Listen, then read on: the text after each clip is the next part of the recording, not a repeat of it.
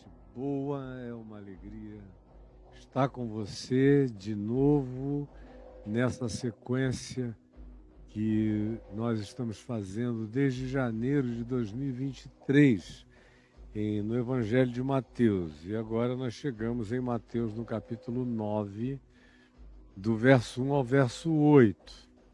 E como eu tinha explicado a vocês, eu estou fazendo nesse texto a mesma coisa que eu fiz quando a gente chegou em Mateus 8, no episódio do endemoniado Gerazeno ou Gadareno, que no caso de Mateus eram duas figuras, mas tinha uma preeminente em relação à sua loucura, o louco da montanha.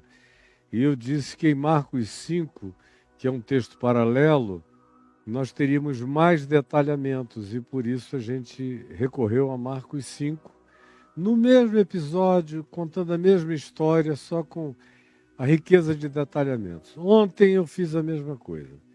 Eu disse a vocês que conquanto nós tivéssemos chegado a Mateus 9, de 1 a 8, a cura de um paralítico em Cafarnaum, eu iria, todavia, preferir utilizar o texto correlato, o texto sinóptico de Marcos no capítulo 2, do verso 1 ao verso 12. É a mesma coisa, exatamente, mas com algumas pequenas nuances que ajudam a gente a enxergar, ficar com uma cenografia mais clara, mais nítida para a imaginação, para a construção imagética de todo esse cenário dentro de nós.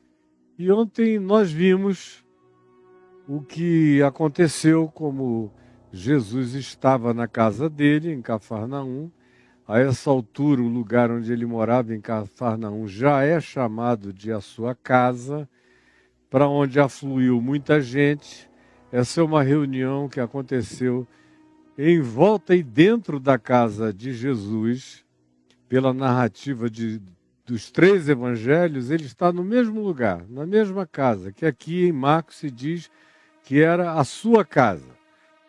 E ali ele lhes anunciava a palavra. E eu expliquei para vocês que isso não era um estudo bíblico de Gênesis a Malaquias, não era nada disso, não havia nenhum tipo de tentativa de explicação da lei de Moisés. Quando se diz ensinava-lhes a palavra, eu falei para vocês o significado disso. Quando Jesus ensina a palavra, ele está ensinando o Evangelho. A palavra que sai dele, a palavra cujos princípios e tematizações e pautas preeminentes ele estabeleceu no chamado Sermão da Montanha, onde a gente ficou quase 3 meses vendo princípio por princípio, e tudo converge para uma única coisa. O que quereis que os homens vos façam, fazer isso vós primeiro a eles. Tomem essa iniciativa em amor, porque aí vocês vão estar cumprindo toda a lei, a vontade, o mandamento, e andando em coerência, em congruência com os princípios fundados do significado do que Deus chame de vida, para a nossa experiência existencial, para cada um de nós viver. E isso ele fazia onde ele chegava, ele ensinando-lhes a palavra, como ontem, com mais tempo. Eu me concentrei nessa explicação.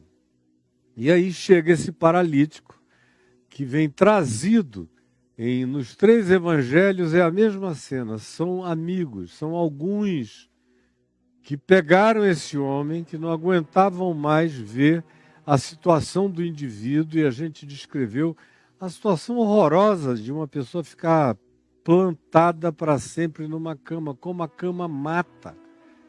A cama que descansa é também a cama que mata, se você se prega a ela, se gruda a ela, e é impedido de qualquer outra movimentação, ela que traz descanso necessaríssimo para a vida. Quando se trata de um aprisionamento ao leito, ela diminui o tempo da nossa existência, com certeza. E naqueles dias, há 2000 anos atrás, Alguém ficar preso numa cama era se encher de todo tipo de ferida, de doença, de infecção, de febre e de tudo que apressava a existência na direção da morte. E esses amigos, angustiados de verem a impotência do seu companheiro que não tinha como se locomover até onde Jesus estava, resolvem montar uma estratégia. E como aqui se diz que o lugar estava tão cheio que até do lado de fora não dava para haver uma aproximação, eles tiveram uma ideia. E a ideia foi enrolar, engessar o amigo deles na maca, com cordas, com tudo. Aproximaram-se do lugar, escalaram a casa, que não era tão alta, eram como as casas de Cafarnaum. Você percebe até o dia de hoje que elas não têm o que sobrou das ruínas das casas daqueles dias, do primeiro século, não tem o pé direito alto. Então o telhado estava logo ali. E eles sobem e destelham. Eles tiram as palhas, eles tiram as madeiras, o madeirame. Eles abrem, eles tiram o barro colocado junto com a palha para fechar, eles tiram os cacos que botavam para cobrir como se fossem telhas, para dar mais peso à estrutura do telhado, para não ser levada e removida por vento algum. E eles abrem isso exatamente no ponto em que Jesus estava. Eles foram ouvindo e disseram, é aqui que ele está, vamos abrir aqui. E abriram. Quando eles abriram, estava Jesus lá, e farelo caindo, barro, palha, tudo. E Jesus aparentemente não olha para cima. Continua falando. Continua ensinando a palavra do Evangelho do Reino de Deus, a palavra da graça de Deus no Evangelho. É isso que ele fala, é isso que ele faz. E aí, aqueles amigos abrindo o lugar, fazendo uma abertura, como se diz aqui, baixaram o leito em que jazia o doente.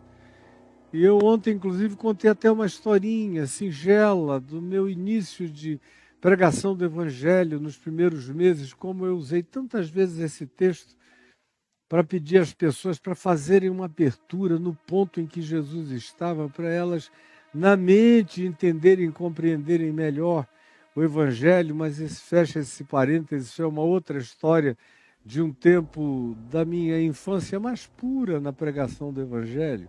Eles fizeram isso e baixaram o leito em que jazia o doente, foram baixando. Baixando. E aquele leito passou diante dos olhos de Jesus. E Jesus, sem nenhuma estupefação, sem nenhum tipo de perplexidade, nenhuma perplexidade, simplesmente olha, e tem algo interessantíssimo no verso 5. Que diz, vendo-lhes a fé dos amigos. E eu iniciei ontem, o tempo já tinha terminado, mas eu iniciei dizendo que hoje eu gostaria um pouco de falar sobre a fé dos amigos, dessa gente boa, dessa gente carinhosa, dessa gente que carrega no coração profunda empatia pela imobilidade dos companheiros, pela impossibilidade, pela impotência de pessoas que a gente ama, impotência em casa, impotência de filhos. Eu vejo aí de vez em quando histórias, ou eu assisto pessoas que eu sigo na internet, e algumas delas têm problemas graves com os filhos adoecidos ou que carregam condições limitantes desde o nascimento. E o meu coração se enche de dor, se condói, ou de amigos meus queridos da vida inteira, que eu sei o esforço esforço brutal que fazem. Quando os filhos ainda são pequenos e têm uma condição de uma limitação absoluta, eles ainda manejam daqui para ali, mas os anos vão passando, eles vão ficando mais pesados, entram na adolescência, se tornam adultos, homens fortes, pesados. O esforço é enorme. Eu conheço pai que faz exercício até o dia de hoje, na barra, na flexão, no levantamento de pesos, em todo tipo de exercício possível para poder ter força ainda hoje de carregar o filho, que já não é mais uma criança, já tem um peso e a compleição de um homem de 40 anos, então pesa. E não é pouco, e o pai já está ficando idoso. E não tem férias daquela tarefa. Então você que anda perto disso, que habita uma casa assim, ou que quem sabe tem um pai ou uma mãe já idosos, numa condição de imobilidade dessa natureza, está entendendo bem a situação, a dor, não apenas do paralítico, porque na realidade esse texto poderia ser chamado por a cura de um paralítico em razão da fé dos seus amigos. Vendo-lhes a fé, Jesus disse ao paralítico. Vendo a fé dos amigos, Jesus falou ao paralítico que os amigos tinham arriado, baixado, descido ali diante dele. E ele só viu aquele esforço e contemplou o amor, o sentimento filéu, filia, de fraternidade profundo, de compromisso. E é extraordinário ver como Deus em Cristo aprecia as nossas sinceras amizades. Como Deus em Cristo aprecia as nossas sinceras amizades. Eu tenho alguns amigos que eu amo ardentemente. Quando chega a hora de vê-los, o meu coração queima, arde. É uma paixão fraterna. E ficar distante desses amigos muito tempo dói. Produz uma saudade machucante no coração. Quando eu ouço a voz deles, que alegria extrema é conversar. E maior e melhor ainda é quando a gente vai se encontrar, moramos distantes, vamos nos ver.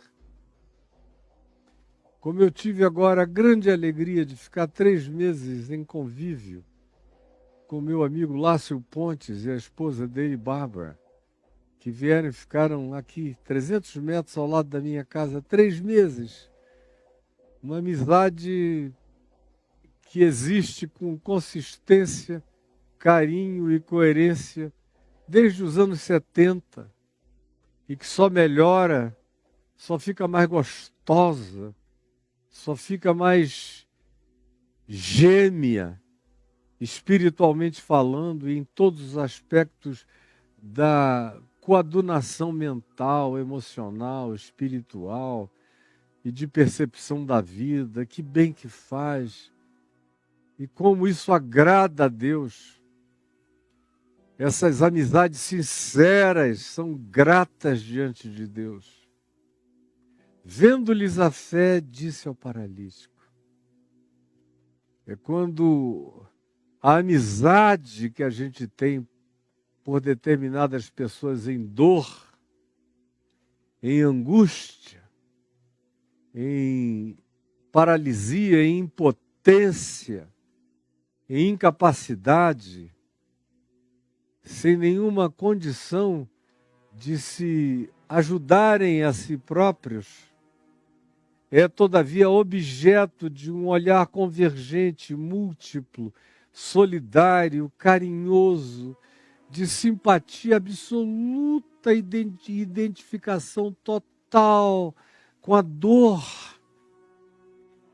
ante a qual você se coloca presente, constante, permanente, ainda que completamente impotente. E eles começaram a ver o que acontecia com os que chegavam até Jesus.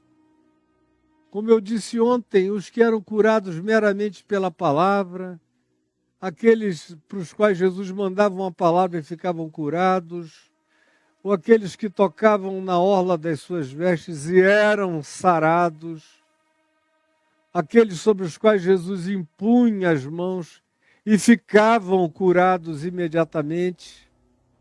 E eles viram aquela quantidade de possibilidades, de potenciais, e o amigo, todavia, por uma circunstância, por uma condição, por um impedimento espaço-temporal, por uma geografia de distância, de dificuldade, de locomoção, de mobilidade, não conseguia chegar ali. Recebeu um benefício que possivelmente ele conseguisse. Eles então, os amigos, se unem e carregam no coração essa unanimidade de fé. O que é essencial, o que é fundamental na cura que busca a graça, o favor, a misericórdia de Deus para com a impotência humana, num caso como esse, é essa afinidade de 2 ou 3 ou 4 ou 5. São alguns amigos. 2, 3, 4, talvez 5. Reunidos em nome de Jesus. Pela esperança que tinham, que já obtiveram, tinham obtido. Pelos fatos que assistiam. Pelas realidades que contemplavam. Pelo que viam Jesus realizar diante deles. O coração deles se aqueceu e eles ganharam uma afinação, o mesmo diapasão do amor de Deus. Os colocou num estado de sinfonia, de orquestração afinada pelo amor solidário. E eles disseram, vamos fazer isso, e explicaram para o amigo. A gente vai tomar uma medida extrema. Por favor, não nos leve a mal. Mas nós temos certeza que se você for colocado diante dele, ele vai curar você. Então não se assuste. E aqui também tem um homem que confia dos amigos. No amor dos amigos, na intenção. Não há nenhuma violência nesse processo. Eles vieram com essa unanimidade do coração, trouxeram uma proposta contada com toda simpatia, bondade, esperança, euforia, alegria e fé. Receberam o assentimento daquele que era o amigo impotente, prepararam o casulo, amarraram, embrulharam, praticamente fecharam o homem todo de tal modo que ele não corresse perigo no transporte, nem tampouco na altura, destelharam a casa no ponto em que Jesus estava e baixaram na frente de Jesus. Bem devagar, todos eles, vai, em coordenação harmônica, o homem desce, não se narra nenhum acidente, nada, ele desce em harmonia. Uma harmonia que repercutia, que retratava, que ecoava, que reproduzia, que espelhava o que havia de harmônico no coração deles, em relação àquele amigo, na certeza que carregavam quanto ao fato de que Jesus podia fazer aquilo por ele. Baixaram o leito em que jazia o doente, Jesus vendo-lhes a fé. Eu encontro muita gente angustiada por pessoas que amam e em razão de cujo amor e por cuja impotência e dor gostariam de conseguir fazer alguma coisa. Você provavelmente esteja vivendo numa situação assim. Queriam fazer alguma coisa, mas a impotência é enorme. Mas entram num acordo. E o fundamental é que não haja nada imposto. Preste atenção. Eu vejo muita gente no meio cristão, que é o meio no qual eu convivo a vida inteira, que às vezes parecem ter boa vontade, um desejo ardente de ver um benefício divino se estender na direção de um amigo. Mas o problema são os modos, especialmente dos nossos dias. As pessoas andam muito sem modos, muito mal educadas, muito grotescas, muito brutas, muito ogras, muito trogloditas. Elas chegam com mão pesada, com gritaria, às vezes até com acusação. Não se fazem entender, não explicam.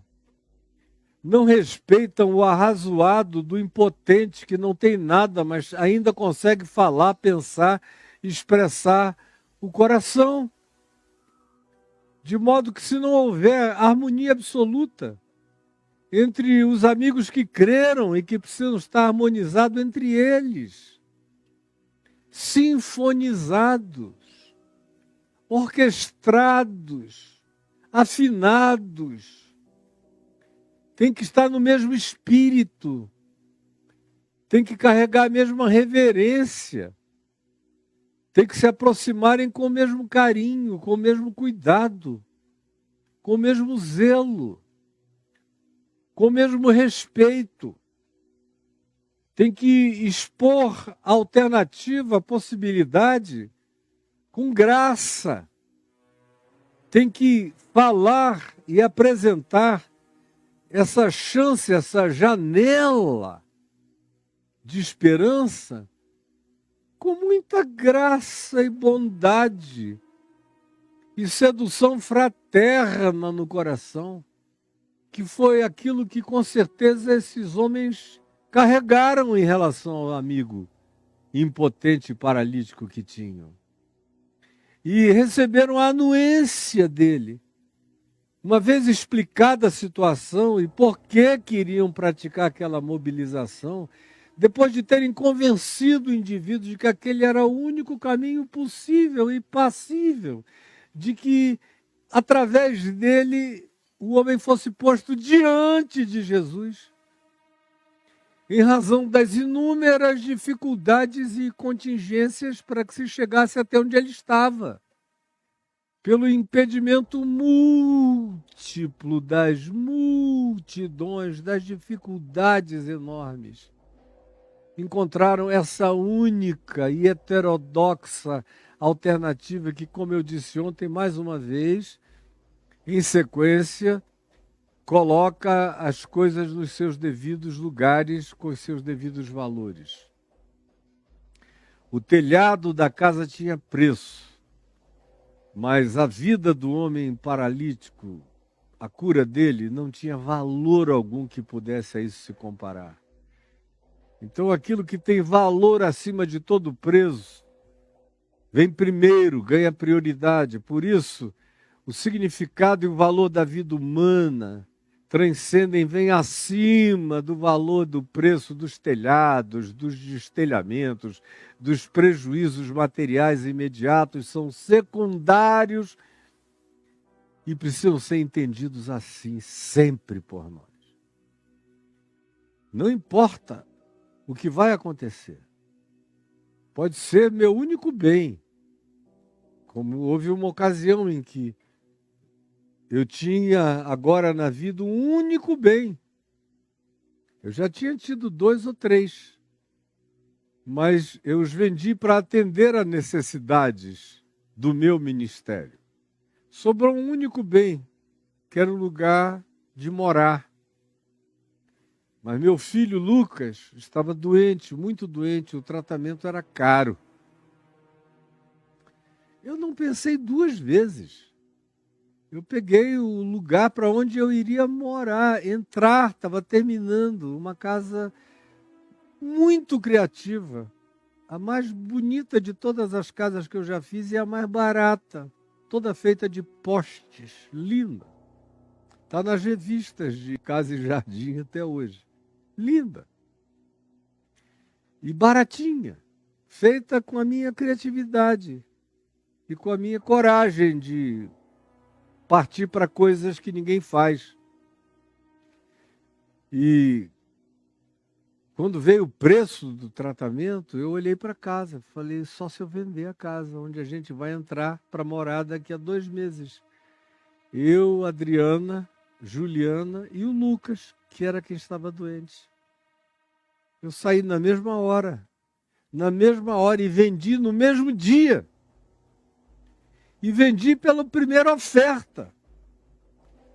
Uma casa que valia muito mais em termos de preço. Mas a vida do meu filho não tem valor. E eu vendi e paguei o tratamento. E ele ficou bom, graças a Deus. 4 anos depois ele morreu. E eu continuo sem casa própria até o dia de hoje, mas e daí? A vida dele não tem valor, não tinha valor. A minha casa era precificada. O que é precificado vem depois. O que não tem valor está acima de tudo. E não pode ser medido nem comparado com coisa alguma. Como eu disse ontem e anteontem, nos dias anteriores, quando esse assunto apareceu já mais de uma vez. E aqui, voltando ao tema de hoje, que é quando a manifestação de fé coletiva converge para fazer um bem individual. É quando a associação da fé coletiva de amigos, quando o feixe do amor fraterno, quando os liames, os vínculos, os elos do amor fraterno se tornam absolutamente sedutores e insuportáveis para Jesus. Quando os elos do amor fraterno se tornam insuportáveis para Deus. Quando até Deus diz, assim não dá. Assim eu não aguento. É quase como se Jesus estivesse dizendo, assim é covardia. Aqueles 4, 5 amigos no mesmo espírito. Isso aqui é a genuína igreja. Preste atenção, isso aqui é a genuína igreja. Essa é a oração da verdadeira igreja de Cristo, que é feita de amigos, que se tornam irmãos, que têm uma única mente, uma só fé, um só espírito, uma só alma, um só coração, e que tem um único objetivo, e que convergem unanimemente na direção desse objetivo do amor, da cura, da restauração, da redenção, do refazimento de esperança daquele que jaz em desesperança numa existência que já é uma morte em vida. Essa é a verdadeira igreja, que não precisa ter 50, nem 500, nem 5.000. Basta ter 2, 3, 4, 5. Nesse espírito já é uma catedral celestial. Já é objeto do olhar de todos os principados e potestades nas regiões celestes. Já promove a convergência de todos os olhares multidimensionais. Toda vez que esse fecho de amor acontece, toda vez que essa união, essa unidade, essa vinculação, que não quer saber de quantificações, nem de numerações, que trabalha baseada em qualidades, em qualificações, em verdades, em realidades, em sinceridades, em essências, se fundem, se ajuntam, aí os céus são rasgados. Não é apenas o telhado que é destelhado, mas os céus são rasgados. Preste atenção. Não é apenas um telhado destelhado, são os céus rasgados. Vendo-lhes a fé. Aí você que está aí, e tem gente que está me assistindo aqui chorando, emocionada, com o coração ardido, doído. E eu quero dar mais um conselho a você, com base no Evangelho. Isso aqui é uma narrativa que ensina. Ensina a nossa postura, ensina comportamento, ensina a nossa espiritualidade, educa a nossa fé. Educa o nosso espírito, educa e entalhe a nossa fraternidade. Nos faz de ter e obter e alcançar a consciência do significado do que seja igreja. São esses chamados para fora de onde estavam para levarem esse amigo para uma situação que eles criam que poderia favorecê-lo com cura. Essa é a missão da igreja também. É se unir em amor para ajudar aqueles que são impotentes para ajudarem-se a si próprios. Preste atenção. Essa também é a missão da verdadeira igreja de Cristo Jesus. É unir os irmãos, e como eu disse, vou repetir pela 4ª vez hoje, não precisam ser muitos. Basta que sejam sinceros, verdadeiros, amorosos. 2, 3, 4, 5 em seu nome, eu aí estou no meio deles. Com a verdadeira simpatia, com educação, com reverência, com bom senso, com trato. Eles só não tiveram bom senso em relação ao impedimento e nem precisavam. Porque a cura, eles já sabiam, vinha antes da propriedade privada. A ajuda ao necessitado vem antes das legislações da propriedade privada. Então tem um telhado entre nosso amigo e Jesus, então destelhemo-lo. Tiremos o telhado, vejamos onde Jesus está e baixemos o leito.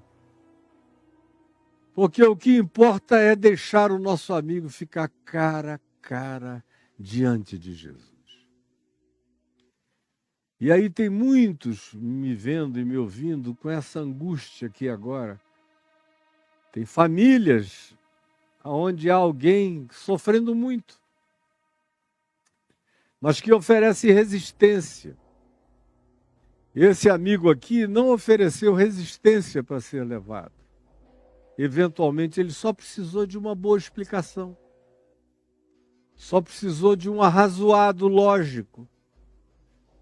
E ele tinha confiança nos proponentes, nesses amigos sinceros da vida inteira. E se entregou aos amigos, porque viram que os amigos estavam entregues ao objetivo de vê-lo curado.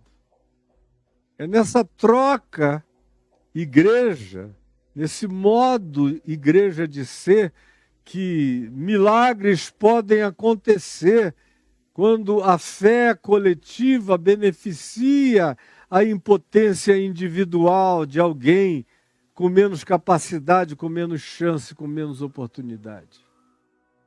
Você está entendendo o que eu estou falando?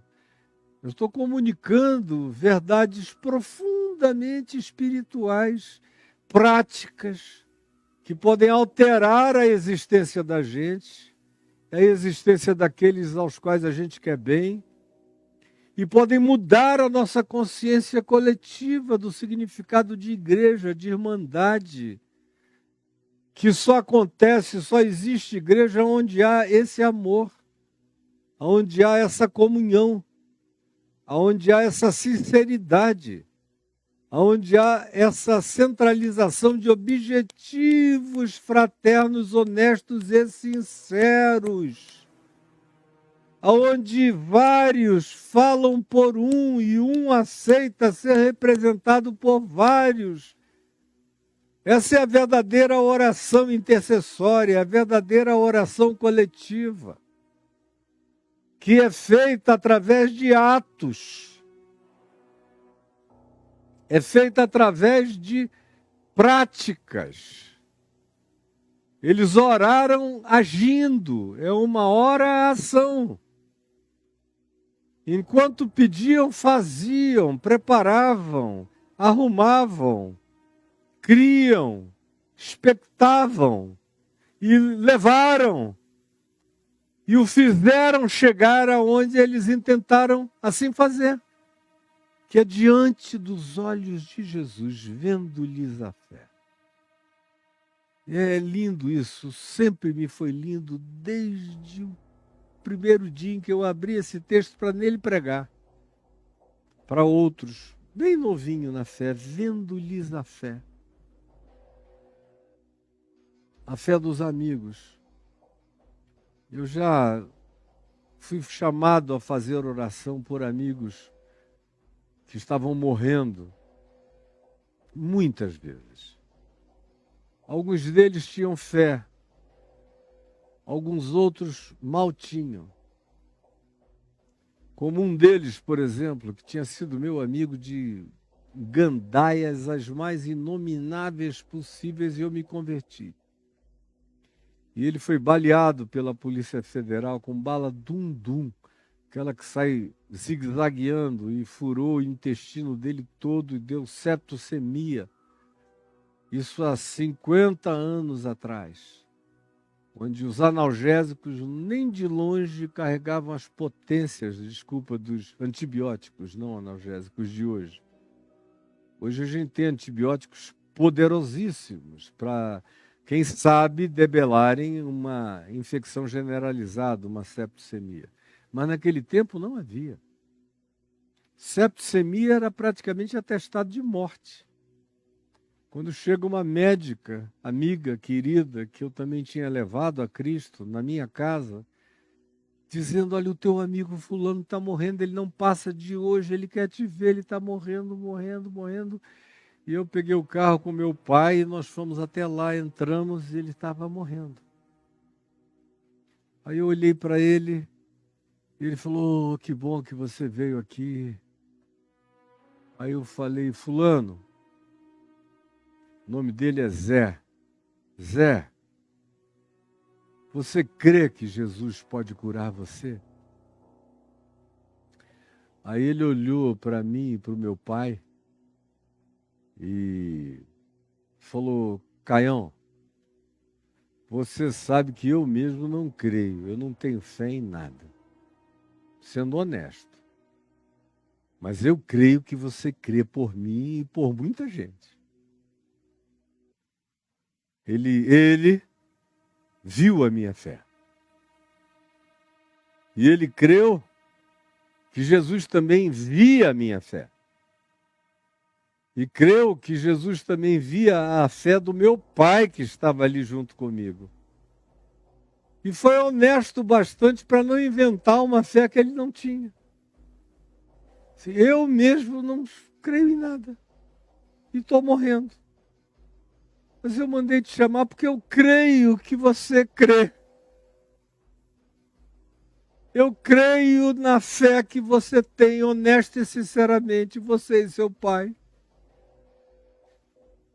Ele viu a minha fé, e aqui é Jesus que lhes vê a fé. Vendo-lhes a fé, Jesus disse ao paralítico. E agora aqui no meu caso, é o meu amigo morrente, moribundo, que vê a nossa fé, a minha e do meu pai, e diz, eu creio na fé de vocês. E o maravilhoso é que Jesus viu que ele enxergou a nossa fé. A fé que Jesus via em nós. E viu a minha fé, a fé do meu pai. Por isso disse ao meu amigo Zé, que morria, filho, os teus pecados estão perdoados. É interessante, Jesus é maravilhoso, cara. Tem gente que perdeu essa alegria do evangelho no coração. Eu fico vendo essa nova geração, eu não sei no que eles se agarram. Até pastores jovens, eu não sei no que se agarram para dizerem que são pastores, que estão no ministério. Eles não creem em nada. Não creem em cura divina, na misericórdia de Deus. Não creem no céu. Não creem em transcendência. O inferno também para eles, embora Jesus tenha falado muitas vezes no inferno, eles, não, isso aqui foi um negócio que foi inventado só para dar medo. Como, minha filha? Como, meu filho? Como é que você tem coragem de só largar essa assim e ir embora? A vida não é assim. E eu fico com muito temor por eles, porque vai chegar uma hora que o corpo deles vai doer. Vai chegar uma hora que essa garotada toda que se auto-intitula de pastor e que não crê em nada. E aqueles do extremo oposto que dizem que creem em tudo, só falam de milagre, mas também não creem em nada. São ateus até. Eles só usam aquilo como pretexto para levantar dinheiro e dependência dos outros. Mas tem aqueles que são contra esses, mas que também não creem em nada. Eu não sei no que se agarram na hora que doer, e vai doer, na hora em que a existência chegar e a impotência bater, eles vão ter que refazer toda a leviandade das confissões que eles declaram por aí, supostamente ensinando outros ou desensinando outros. De maneira leviana, inconsequente e irresponsável, totalmente irresponsável. E Deus me livre de todo o meu coração disso. Eu sou um pecador que vai morrer cheio de fé. Em quem Jesus vê fé. E não é dom meu, é dom de Deus, é graça de Deus. Vendo-lhes a fé, já viu a minha fé tantas vezes em favor de tantos pelos quais eu orei e continua a ver no dia de hoje e continuará a ver até o último dia da minha vida, porque em nome de Jesus eu crerei sempre. Vendo-lhes a fé, disse ao amigo, não é isso que você gostaria? Então a primeira coisa, não force. Não force nenhuma barra. Converse com seu amigo. Diga para ele aquilo que alimenta seu coração, o coração de vocês, que são mais de 2, de 3, de 4, são 5, quem sabe, 6. São uma igreja. São um ajuntamento qualitativo da graça de Deus, do Evangelho de Jesus, que conta com a presença de Jesus no meio deles. Eu aí estou no meio deles. Então a primeira coisa que você tem que fazer é ter essa humildade, essa fé humilde que pede licença, que é educada, que explica, que explana, que compartilha a energia da sua esperança com o outro, que alcança primeiro o coração do amigo, da amiga, com essa expectativa de bem, de cura, de graça, de paz, de restauração, seja do que seja, ou qual seja a necessidade. E não importa a natureza do impedimento, ganha o direito de carregar, de levar, de amarrar para libertar, de locomover para depois soltar de vez, de levar o impotente para que dali para frente ele possa andar com as próprias pernas por ele mesmo. Toda essa explicação que é fruto da educação na justiça e no amor, e não em qualquer forma de brutalização histérica da fé, precisa ser previamente comunicada àquele que você deseja alcançar. Vendo-lhes a fé, disse Jesus ao paralítico. E hoje eu quero parar aqui e orar com você que está sofrendo por aquele a quem você ama tanto, por aquela a quem você quer tanto bem e que entrou numa situação de impotência total. Vocês não precisam ser muitos. Chame-os da sua casa ou reúna-os daqui a pouco e outra vez poste esse vídeo para todo mundo ver. Cheguem a um consenso espiritual, a uma unanimidade. Tornem-se igreja segundo Deus em Cristo, não segundo a instituição religiosa, que é uma invenção humana, só isso. A verdadeira igreja é feita dessa gente aqui, ó. Isso não é a proto-igreja, é a igreja mesma. Isto é igreja. Onde quer que aconteça esse tipo de espírito, de ajuntamento, de atitude, de postura, de esperança e de fé, aqui há e aqui está a igreja de Cristo Jesus. Essa para a qual ele olha o coletivo e vê a fé de todos em favor de um, de quem quer que seja, vendo-lhes a fé, olhou para quem eles olhavam e por quem intercediam e a quem traziam com toda a misericórdia. Amanhã eu vou prosseguir falando sobre essa primeira fala de Jesus: filho, os teus pecados estão perdoados.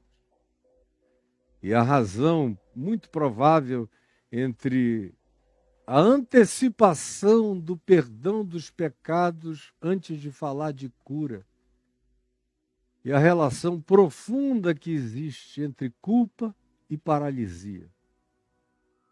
Mas isso fica para o dia de amanhã. A relação entre culpa e paralisia.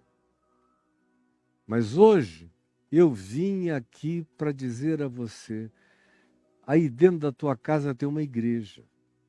Não a menospreze, não a despreze. Você e os seus amigos são uma igreja. Não dê de mão a isso.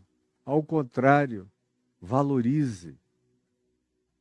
Ressignifique as suas amizades.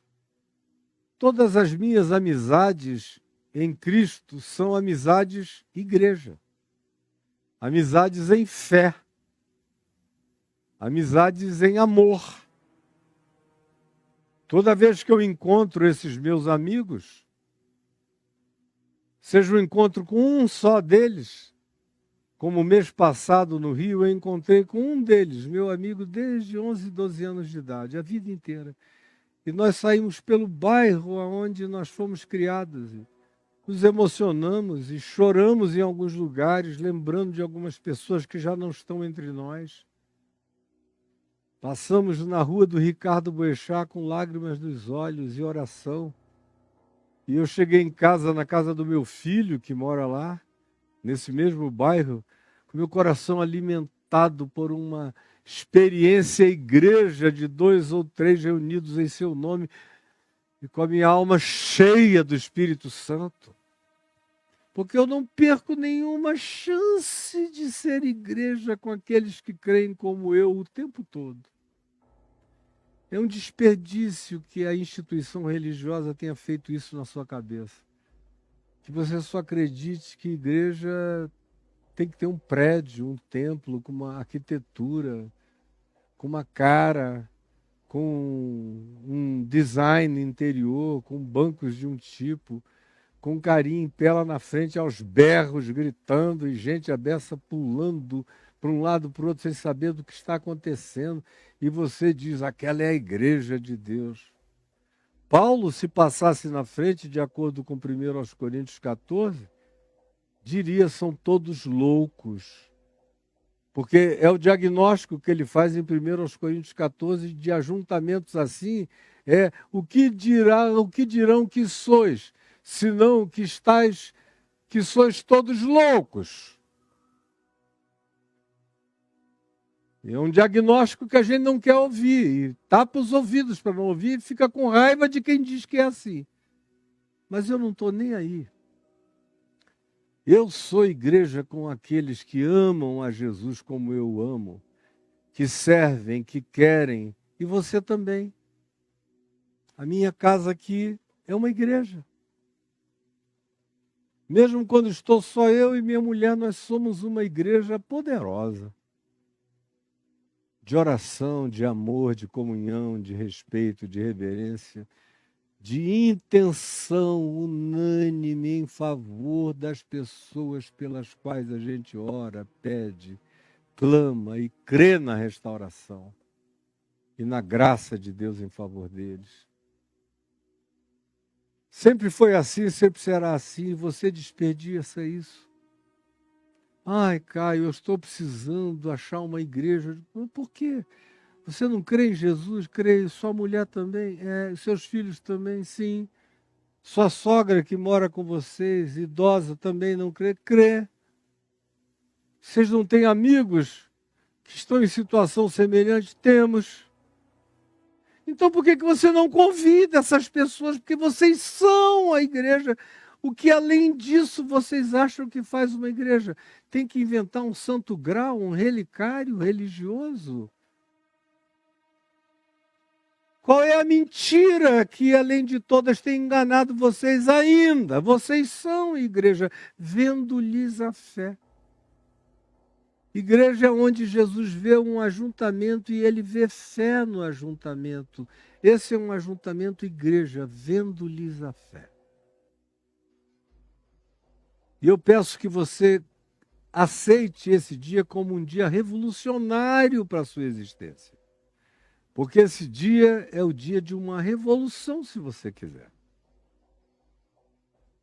Por exemplo, eu tenho dito inúmeras vezes que a segunda maior denominação deste país é a dos chamados desigrejados, que é um apelido pejorativo que os pastores das igrejas começaram a perder gente, colocaram nesses que não conseguiam mais voltar para lá, porque estava insuportável.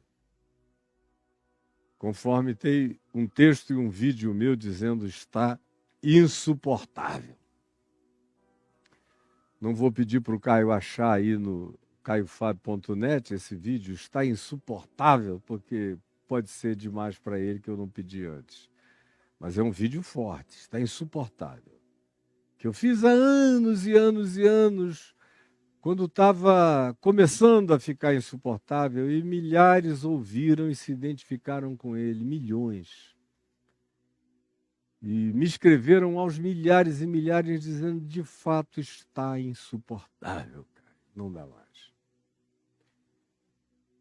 Esse é o segundo maior grupo cristão do Brasil. O primeiro, a Assembleia, a Convenção Geral das Assembleias de Deus, e o segundo grupo é esse, com 20 e tantos milhões.